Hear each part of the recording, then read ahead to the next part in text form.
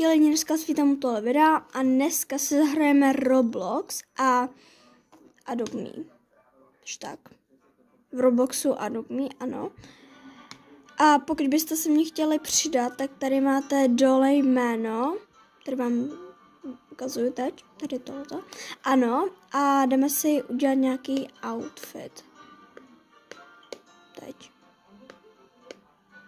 Nebo já to teď stopnu a já si udělám outfit, abyste nečekali. Takže jsem si udělala už outfit, takhle vypadám. Neřešte, to je moje jméno, jo.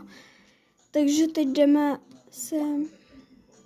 No, už jsme se oblíkli a teď půjdeme pro peta. Jo. Tady...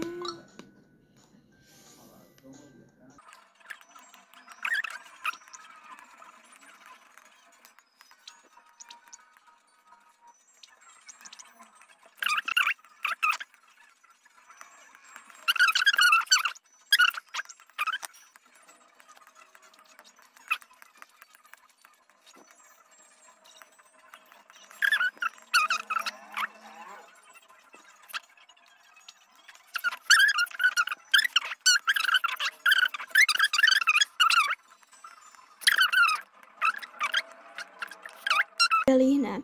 Kočka anebo pes. Skláně. A je to kočička. Já ji nějak pojmenuju. Jo. Třeba ji pojmenuju Harley. Počkejte, já ji pojmenuju Harley. Takže pojmenovala jsem ji Harley. A lidičky, to je u tohle videa všechno. A doufám, že se vám to líbilo. Jo. A pokud chcete, aby jsem natáčela nějaký Roblox, nebo nějaký ty videa, nebo Adopt Me a tak dále, tak mi napište do komentu.